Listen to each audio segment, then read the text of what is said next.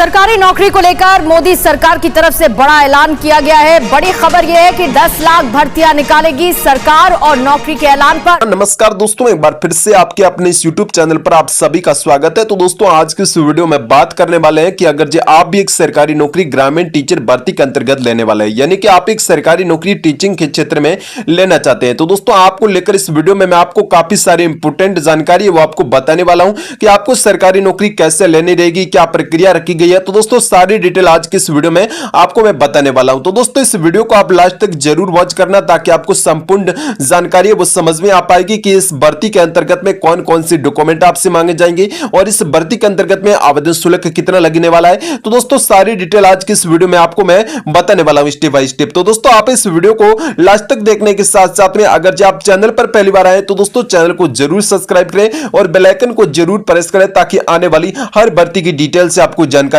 मिलने वाली है। यानी कि आप भी एक सरकारी नौकरी लेना चाहते हैं, यानी कि बहुत इंपॉर्टेंट जानकारी इस वीडियो के अंतर्गत आपको मैं बताने वाला हूं। अगर जो आप 10वीं 12वीं पास है तो दोस्तों यानी कि आप इस भर्ती के अंतर्गत में कैसे आवेदन कर सकते हैं, उसको लेकर कौन कौन सा क्राइटेरिया आपके लेकर इंपॉर्टेंट रहने वाला है, यानी कि इस भर्ती का आवेदन कैसे करना रहेगा, इस भर्ती में कौन कौन सी प्रक्रिया आपको समझनी रहेगी ताकि आपको इस भर्ती में आवेदन करते समय बहुत ही आसानी से आप आवेदन कर सकते हैं और उसके बाद में आपको सरकारी नौकरी बहुत ही अच्छी मिल जाने वाली है। तो दोस्तों यानी कि आपके अपनी जगह पर आपको ग्राम पंचायत में सरकारी नौकरी बिना परीक्षा सीधी भर्ती रहने वाली है। और इसके अंतर्गत मैं आपको सभी उम्मीदवारों को लेकर बताना चाहता हूं कि अगर जब चाहे महिला चाहे पुरुष दोनों को लेकर यह भर्ती रहने वाली है, यानी कि आपको सरकारी नौकरी लेना चाहते हैं तो दोस्तों आप इस भर्ती के अंतर्गत दोनों ही उम्मीदवार इस भर्ती में आवेदन फॉर्म है वो फिल कर सकते हैं। तो दोस्तों आप भी अगर जो ग्रामीण टीचर भर्ती के अंतर्गत ऑनलाइन के माध्यम से आप आवेदन करना चाहते हैं और सरकारी आप नौकरी लेना चाहते हैं तो दोस्तों आपको लेकर बहुत इंपॉर्टेंट जानकारी इस वीडियो में मैं आपको आगे बताने वाला हूं। तो दोस्तों आप वीडियो को लास्ट तक जरूर वॉच करना ताकि आपको जानकारी पूरी की पूरी समझ में आए। महिला और पुरुष दोनों को लेकर रहने वाली है, यानी कि आप चाहे महिला है चाहे पुरुष है और ऑनलाइन के माध्यम से आप आवेदन करके एक सरकारी आप नौकरी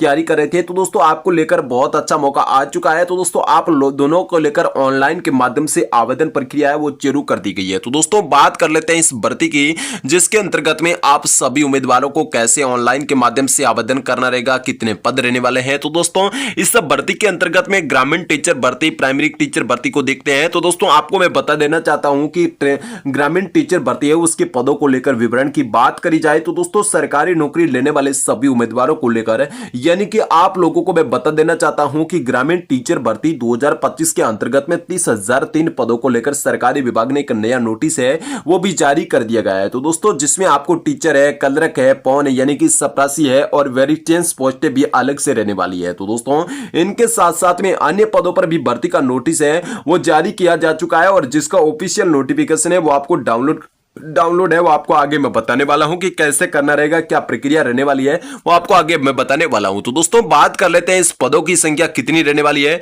और किस प्रकार के कौन कौन से पदों को लेकर सरकारी विभाग ने इसका नोटिस है वो जारी कर दिया गया है। तो दोस्तों पदों के नाम को देखा जाए तो टीचर है, क्लर्क है, पौन है और वेरिटेंस के पद भी इसमें सम्मिलित रहने वाले हैं। तो दोस्तों कुल पद है वो 30,003 पद रहने वाले हैं। और इसके बाद में बताना चाहता हूं सभी उम्मीदवारों को लेकर और जितने भी चाहे महिला हो चाहे पुरुष हो दोनों को लेकर ये वीडियो बहुत इंपॉर्टेंट रहने वाला है और बहुत खास साबित होने वाला है। तो दोस्तों बात करी जाए ग्रामीण टीचर भर्ती एजुकेशन क्वालिफिकेशन के बारे में, यानी कि आपकी एजुकेशन क्वालिफिकेशन कितनी होनी चाहिए, क्या होनी चाहिए। तो दोस्तों ग्रामीण टीचर भर्ती 2025 के लेकर निकाले गए जो पद है बंपर पद है जहां पर आवेदक के लेकर कम से कम एक यानी कि 10वीं और 12वीं पास से यूजी कक्षा से उत्तीर्ण होना चाहिए। यानी कि अगर आप सरकारी नौकरी लेना चाहते हैं और आप 10वीं या 12वीं पास है तो दोस्तों आपको लेकर बहुत इंपॉर्टेंट आवश्यक जानकारी है वो आपको आगे मैं बताने वाला हूं। और इस वीडियो में तो दोस्तों आप लोगों को लेकर ग्रामीण टीचर भर्ती के आवेदन कर सकते हैं, यानी कि आवेदन कर सकते हैं। तो दोस्तों अधिक जानकारी को लेकर इसे ऑफिशियल नोटिफिकेशन को आपको एक बार जरूर देख लेना है और जरूर पढ़ लेना है ताकि आपको संपूर्ण क्लियर डेटा है वो आपको सामने पूरा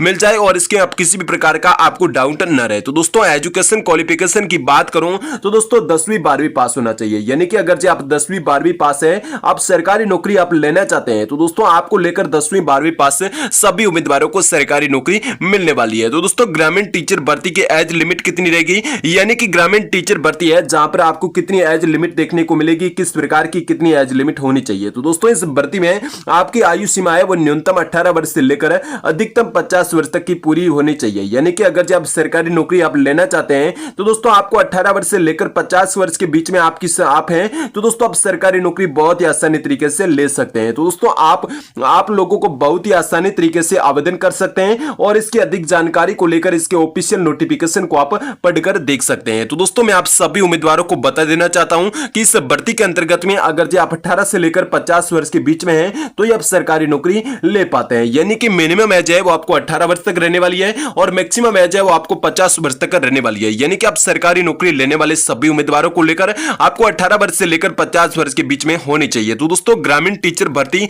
हाउ कैन अप्लाई, यानी कि कौन कौन इस भर्ती के अंतर्गत अप्लाई कर सकता है और कौन कौन से कैंडिडेट इस भर्ती में आपको अप्लाई करने का मौका दिया जाएगा। तो दोस्तों ग्रामीण टीचर भर्ती हाउ कैन अप्लाई कैसे आपको करना रहेगा।